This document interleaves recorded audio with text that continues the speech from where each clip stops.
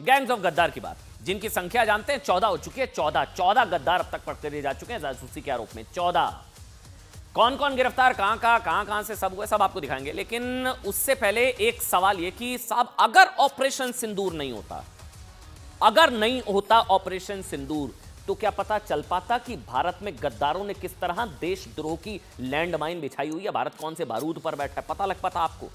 ये तो ऑपरेशन सिंदूर हुआ तब पता लगा, थोड़ा ट्रैक व्रैक किया गया तो पता लग गया ये सारे। कहीं कभी पता चल पाता साहब कि देश के अंदर ही देश के खिलाफ पाकिस्तानी जासूसों का भर्ती सेंटर खुला हुआ है, देश को खोखला करने के लिए कितने लोग पाकिस्तान के पेरोल पर हैं? क्या यह कभी पता लग पाता कि आतंक के ओवरग्राउंड वर्कर सिर्फ जम्मू कश्मीर नहीं, पंजाब, हरियाणा, यूपी, दिल्ली नहीं, देश के कई शहरों में जड़े जमाए बैठे हैं, पंजाब हरियाणा से नहीं मिल रहे हैं। मतलब क्या कभी भारत ये जान पाता साहब कि देश में हजारों पाकिस्तानी बहुएं ऐसी हैं जिन्होंने शादी के बाद भी पाकिस्तान की नागरिकता नहीं छोड़ी? क्या भारत जान पाता कि देश में ऐसे ढेरों पाकिस्तानी हैं जो भारत में सरकारी नौकरियां तक कर रहे हैं? मतलब भारत कैसे एक तरह के ना बारूद पर है, शायद इसका कभी पता नहीं चल पाता। और देखिए, भारत में रहते हुए पाकिस्तानी खुफिया तंत्र के खतरनाक हथियार बने हुए हैं, इसलिए पूरे देश को ऑपरेशन सिंदूर का ना धन्यवाद देना चाहिए हाथ जोड़कर, जिसकी वजह से भारत में ज्योति की तरह 14 लोग पकड़े गए जिन पर पाकिस्तान के लिए जासूसी करने का आरोप है। पंजाब हरियाणा में, जो हमारे पास इंफॉर्मेशन अभी आधे घंटे पहले तक थी, 29 अप्रैल से लेकर अब तक, 29 से लेकर अब तक 14 जासूसों को पुलिस पकड़ चुकी है। 14 हरियाणा में 6, पंजाब में 8। ठीक, ये वो हैं जो पकड़ में आ चुके हैं। कितने होंगे जो अभी भी पकड़ से बाहर होंगे? कश्मीर में 100 से ज्यादा आतंक के ओवरग्राउंड वर्कर पकड़े जा चुके हैं। हजारों की तादाद में उन पाकिस्तानियों और पाकिस्तानी बहुओं को निकाला जा चुका है जो भारत के संसाधनों को लूट रहे थे। ऑपरेशन सिंदूर एक ना, अंदर भी एक ऑपरेशन सिंदूर इस तरह का ना, गद्दारों के खिलाफ भी कुछ इस तरह का कुछ होना चाहिए साहब। ऑपरेशन सिंदूर के वक्त ही भारत में घुसपैठ का दीमक बन चुके रोहिंग्या बांग्लादेशियों को ढूंढ ढूंढ कर निकाला जा रहा है। Thank you operation Sindoor. Rohingya घुसपैठिए, सबको बोला जा रहा है चलो बाहर निकलो। ये घुसपैठिए राष्ट्रीय सुरक्षा के लिए बहुत बड़ा खतरा होते हैं। इन घुसपैठियों को लेकर सुप्रीम कोर्ट ने संभवतः अब तक की सबसे कड़ी टिप्पणी में कहा कि भारत कोई धर्मशाला नहीं। ये मैं नहीं कह रहा हूं, सुप्रीम कोर्ट ने कहा भारत कोई धर्मशाला नहीं है। वो किसी और केस को लेकर सुनवाई कर रहे थे, लेकिन सुप्रीम कोर्ट ने कहा भारत कोई धर्मशाला नहीं है जहां कोई भी आए और बस जाए। मगर ये तो सच है साथ, भारत अभी तक तो पाकिस्तानी, बांग्लादेशी, रोहिंग्या घुसपैठियों, पाकिस्तानी जासूसों, गद्दारों, स्लीपर सेल्स, देशद्रोहियों के लिए धर्मशाला तो बना ही हुआ है। इसलिए ऑपरेशन सिंदूर ना शुरू होता तो साहब कभी नहीं पता लग पाता। बड़े बड़े खुलासे हो रहे हैं ज्योति मल्होत्रा को लेकर, जो जासूस पकड़े गए हैं 14, वो नजर रखिए उन पर। मैं कह रहा हूं ये कभी नहीं पता लग पाता कि भारत में ज्योति जैसे जासूस पाकिस्तान के पेरोल पर हैं, सोशल मीडिया के नाम पर पाकिस्तान को भारत विरोधी कंटेंट मुहैया करा रहे हैं। ये देखिए, पाक ऑफिसर्स के कई चैट भी डिलीट किए, कोई आईएसआई एजेंट के साथ कोई चैट्स मिल गए हैं इनके ज्योति के, ऐसा दावा है। मरियम के साथ वो नजर आ रही हैं। भारत ने पाकिस्तान के खिलाफ ऑपरेशन सिंदूर 6 मई को शुरू किया था। 8 मई से भारत ने देश में छिपे पाकिस्तानी जासूसों को पकड़ने के लिए ऑपरेशन गद्दार शुरू हो गया था। और इसमें सबसे चौंकाने वाला नाम मैं बार बार जिक्र कर रहा हूं, ज्योति मल्होत्रा।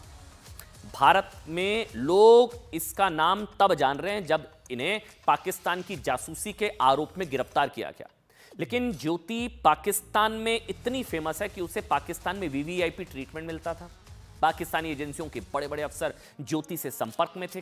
खुद नवाज, ये देखिए आप, नवाज शरीफ की बेटी मरियम नवाज, कोई आसान होता है कोई डायरेक्ट जाकर मरियम नवाज से वो कोई मिल ले, वो इंटरव्यू दे चुकी हैं साहब। ज्योति के अलावा हरियाणा के नूह में अरमान, तारीफ, सिर्फ ज्योति नहीं है, कुछ लोग क्या कर रहे हैं वैसे इंपॉर्टेंट है बताना, ज्योति के नाम पर कुछ और एजेंडा भी कुछ लोग चला रहे हैं। आतंकियों का धर्म जिनको अब तक नहीं पता लगा था, वो जासूसी का धर्म बता रहे हैं ज्योति के नाम पर। लेकिन हम तो भाई सारे नाम बताएंगे ना, सिर्फ ज्योति क्यों।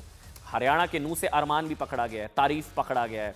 हरियाणा के कैथल से देवेंद्र सिंह ढिल्लों, पंजाब की रहने वाली गजाला भी है, यासीन मोहम्मद, सुखप्रीत सिंह, करणबीर सिंह, यूपी के मुरादाबाद का रहने वाला शहजाद भी है इसमें, गजाला, शहजाद, नोमान इलाही भी जासूसी के आरोप में पकड़े जा चुके हैं। कुछ लोग, मैं बार बार कह रहा हूं ज्योति के नाम पर, हाँ ये अच्छा और भी नाम है, ये शहजाद भी है। क्या है कि आरोप है साहब कि इन सभी को पाकिस्तान ने इस बात के लिए ट्रेन किया था कि उन्हें कैसे भारत की सुरक्षा से जुड़ी महत्वपूर्ण जानकारियां चुरानी है। पाकिस्तान को भेजनी है। सबसे चौंकाने वाली जानकारी तो यह है कि ज्योति पाकिस्तानी अधिकारी के साथ भी दिख चुकी है। उस जो ये देखिए, ये केक लेकर जा रहा था पहलगाम के बाद, इसको पकड़ लिया वहां मीडिया ने, ये तुम केक क्यों लेकर जा रहे हो, वहां 26 लोग मर गए, तुम केक लेकर जा रहे हो। इसके साथ भी ज्योति 22 अप्रैल को पहलगाम नरसंहार के बाद दिल्ली में पाकिस्तानी उच्चायोग में केक ले जाते हुए दिखा था। ज्योति ने यह बात देश से छिपाई कि वो पाकिस्तानी उच्चायोग में केक ले जाने वाले अफसर को भी जानती है, उससे पाकिस्तान में मिल चुकी है। देखिए ज्योति मल्होत्रा ने, देखिए वो सारी तस्वीरें दानिश है, ज्योति मल्होत्रा ने खुद अपने YouTube चैनल पर बताया कि उसका परिवार पाकिस्तान से भागकर भारत आया था। अब सवाल यह है साहब कि पाकिस्तानियों ने उसे कौन सी खुट्टी पिलाई कि वो खुद के परिवार पर हुए अत्याचार भूल गई और जिस देश ने उसके परिवार को शरण दी, अगर आरोप सारे सही हैं तो उसी भारत के खिलाफ पाकिस्तान के लिए जासूसी करने लग गई। ये सारे सवाल उठ रहे हैं साहब, ये 4 अलग अलग तस्वीरें हैं। अच्छा, आज एक की जो मुझे लगता है कि जो खबर है वो क्या है कि बीजेपी सांसद निशिकांत दुबे ने जो पोस्ट किया, ये देखिए आप, बीजेपी सांसद निशिकांत दुबे ने सोशल मीडिया पर पोस्ट किया। पोस्ट में निशिकांत दुबे ने लिखा कि पाकिस्तान के लिए जासूसी करने के लिए पकड़ी गई ज्योति, यूट्यूबर ज्योति मल्होत्रा के कारनामों को देखते हुए उन सभी यूट्यूबर, मीडिया इन्फ्लुएंसर, बेरोजगार पत्रकारों की जांच होनी चाहिए। निशिकांत दुबे बेरोजगार पत्रकार, यूट्यूबर, इन्फ्लुएंसर जो बने हुए हैं, कि कहीं वो भी तो विदेशी ताकतों के साथ मिलकर एजेंडा तो नहीं चला रहे हैं, सबकी जांच होनी चाहिए। निशिकांत दुबे, क्योंकि पिछले 3 सालों में सिर्फ यूट्यूब से 21,000 करोड़ भारतीयों को मिले हैं। निशिकांत दुबे ने पोस्ट किया 21,000 करोड़ 3 सालों में। अब पता नहीं साहब क्या निशिकांत के आरोपों में दम है, और शायद है भी, क्योंकि पिछले कुछ वक्त पहले भारत में एक पोर्टल पर चीन के क्लिक पर काम करने के आरोप लगे थे। याद है, बोले तो नहीं आप, चीन के क्लिक पर काम करने के आरोप। भारत के लोकतंत्र में विदेशी दखल का खुलासा पहले ही हो चुका है। मोदी को हराने के लिए अमेरिकी कारोबारी जॉर्ज सोरोस की भारी फंडिंग की बात सामने आ चुकी है, और अब पाकिस्तानी एजेंट्स पकड़े जा रहे हैं, यूट्यूबर निकल रहे हैं। आपने भी ये साहब महसूस किया होगा साहब कि ऐसे युद्ध काल में ना, चाहे वो गलवान हो या अब पहलगाम, हर बार चीनी और पाकिस्तानी प्रोपेगेंडा को इस वर्ग ने आगे बढ़ा चढ़ाकर दिखाया। सेना का मनोबल तोड़ने की कोशिश की, चीन ने घुस कर मारा, आतंकियों के पास धर्म पूछने का टाइम है क्या, मोदी इस हमले का इस्तेमाल बिहार चुनाव में करेंगे, मोदी को पता था, और भी बहुत कुछ, जिसे पाकिस्तान से लेकर चीन तक ने अपने फायदे के लिए इस्तेमाल किया। इसे इंफॉर्मेशन वॉरफेयर कहते हैं। इसलिए निशिकांत दुबे अभी ये मांग कर रहे हैं कि ये जितने बेरोजगार पत्रकार, यूट्यूबर इस तरह के हैं, सबकी जांच होनी चाहिए। ये निशिकांत दुबे, क्या इनमें पीएलए के पेरोल पर काम करने वाले या मुनीर में से मन माफिक काम कराने वाले लोग क्या इसमें शामिल हैं, जो पूछ रहे हैं निशिकांत दुबे? क्या निशिकांत की मांग को क्या वाकई गंभीरता से लेना चाहिए? इसके अलावा भारत में ऐसे लोग भी पकड़े गए हैं साहब, जो पहलगाम नरसंहार के बाद या तो मिठाइयां बांट रहे थे, या पाकिस्तान जिंदाबाद के नारे लगा रहे थे, या ऑपरेशन सिंदूर पर भारत को ही गलत बता रहे थे। इसलिए निशिकांत दुबे की बात को शायद गंभीरता से लेने की जरूरत है।